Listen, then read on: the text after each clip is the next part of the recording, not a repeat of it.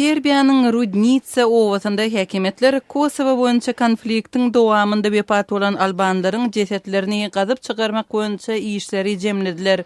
1990-njy ýyllaryň aýagynda bolan uruş terrorly 1700-den gowrak adam henizem ýitirim hasaplanýar.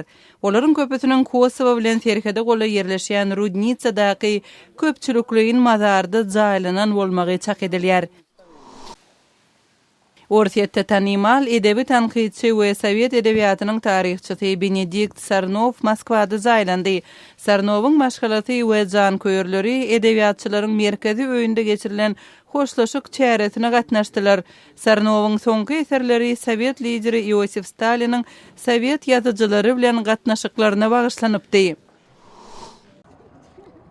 Ermenistanda Dağlyk Qarabağ uruşunyň veteranlary özlerini ýygnanşmak üçin ýer bilen öpçün edip bilmeýän hökümete garşy çykyş etdiler.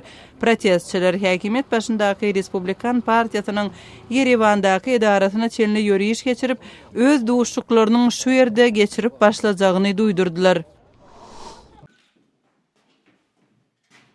Azerbaýjanda tutsak edilen demokratiýa uğrunda çykyş edýän aktivistleriň enatalary 5 günlük açlyk çekmek aksiýasyny tamamladylar.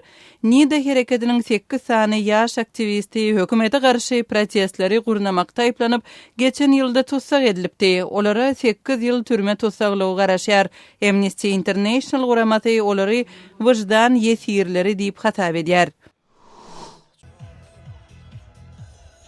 Kırgızstanda Bişkegiň ýaşaýjylary bütün dünýä kitap we awtorlyk hukuk gününi kitap sergisini geçirmek bilen bellädiler. Kırgızstanda ondan azrak neşir bar.